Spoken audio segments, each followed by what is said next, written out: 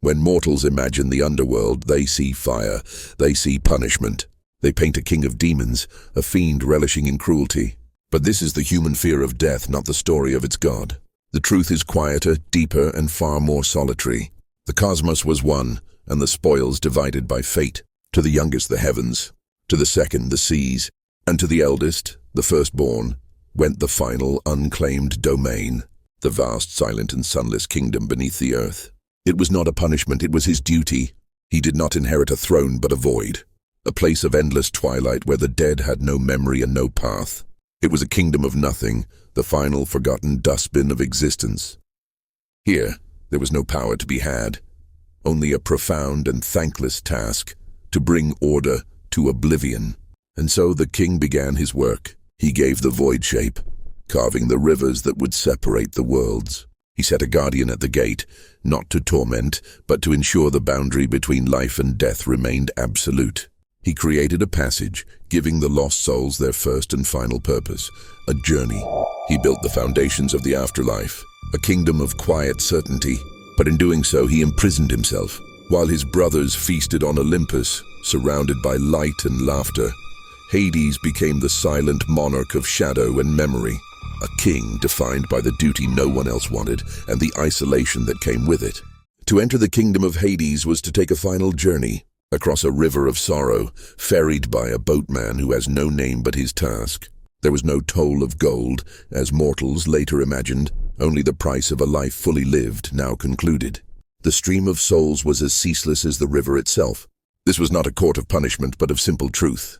3 ancient kings, once mortal themselves, were tasked with the great sorting. They did not weigh sin against virtue.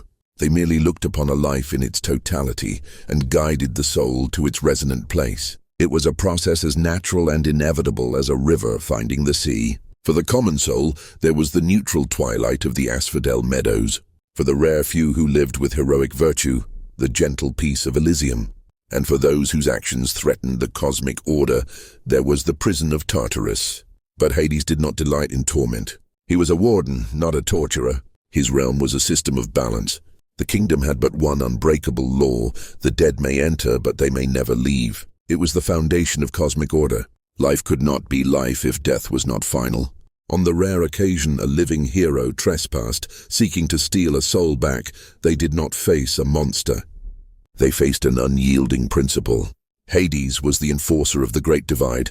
He had succeeded. He had brought order to oblivion. His kingdom was a perfect, intricate machine of certainty. But a machine has no heart. It has no life, no change, no hope. It is a kingdom of endings. And its king ruled in perfect, eternal solitude, unaware that the first and only change his realm would ever know was about to blossom in the world above. Above the silent kingdom, the world thrummed with life, and at its heart was Kor, daughter of the harvest. She was not a person but a season. Where she walked, life bloomed. For the lonely king below, she was everything his realm was not: light, change, and endless growth. It was not a violation, as the poets would later cry. It was a cosmic event, a balancing of scales. Fate had decreed that the sunless kingdom could not remain forever devoid of light. And so, the world of the living was asked to give up a spark of its fire. A queen was needed for the shadows. The earth mourned with its goddess. Demeter's grief was not sorrow, but a weapon, a winter of the heart that froze the world. Life itself was held hostage, and the gods of Olympus, for all their power, could not command a mother to forget her child.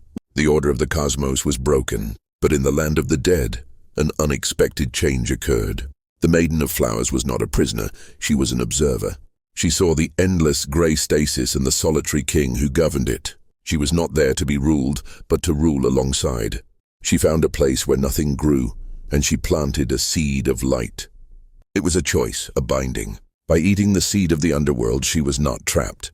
She was anchored. She chose to become the bridge, a queen for 2 kingdoms, the world of the living and the world of the dead. It was the birth of the seasons, the birth of balance. And for the first time, the King of Shadow was not alone.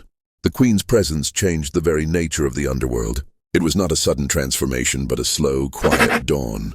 In the eternal fields where souls wandered, light began to bloom.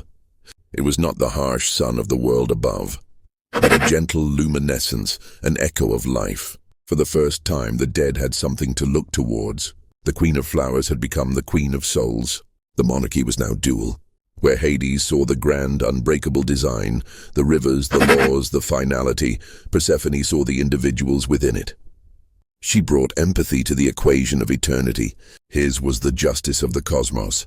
Hers was the mercy for the soul that had to endure it. They did not need words. They were a balance, shadow and light, law and grace, ruling in a shared, profound silence. But their kingdom was now tied to the world above. The pact was sealed, the seasons born. For half the year the queen would walk among the living. Her departure was not an escape, but a duty. As her light faded from the underworld, a new kind of solitude fell upon its king. It was not the familiar emptiness of before, but a quiet ache of absence. For the first time in his immortal existence, Hades learned to wait. Then, the unthinkable happened. The great law was challenged not by a hero's sword, but by a mortal's song. Orpheus, whose love for his lost Eurydice was a fire that could not be extinguished. His music was a violation of the highest order, a living, breathing emotion invading the land of stillness. It told a story of a love so strong, it refused to accept an ending. Hades, the enforcer, prepared to cast the mortal out. But the queen, who knew the pain of a world without light, felt the mortal's plea. It was she who proposed the test, a challenge not of strength but of faith. A path would be granted, Eurydice would follow, but the entire journey must be made without looking back. One glance, and the law would reassert itself, absolute and final. It was the first time the king of the underworld had ever amended his design. He was not weakened, he was changed. He had created a perfect system, but his queen was now teaching him its final missing component, the exception.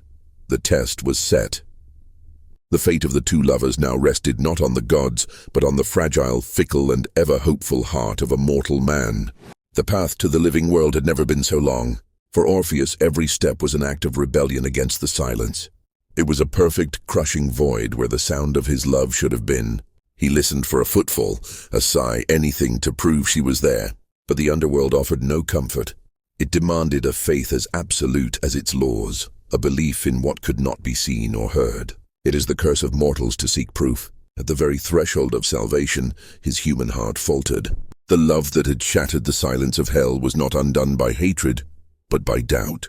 He saw her, and in that glance the pact was broken. The law once bent snapped back with utter finality. He had proven not that his love was weak, but that mortal faith was fragile. And for that the price was absolute. On the twin thrones the test concluded.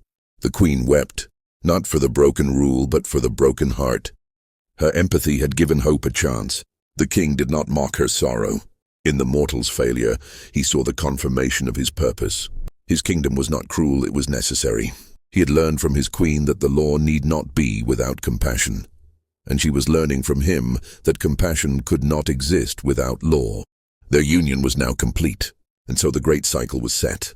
The world learned a new rhythm, a heartbeat of presence and absence. Spring was a reunion, summer a celebration. Autumn was a long, beautiful farewell, and winter was a time of slumber, of quiet remembrance. It was not a story of a captive and a captor. It was the story of how the world learned to feel joy and sorrow, to live and to rest, all because a queen chose to reign in two kingdoms. The poets would forever sing of a stolen bride and a lonely god, but they only saw the shadow, not the shape it cast. It was never a story of abduction. It was a story of completion. A king who ruled a perfect, empty system was given a heart.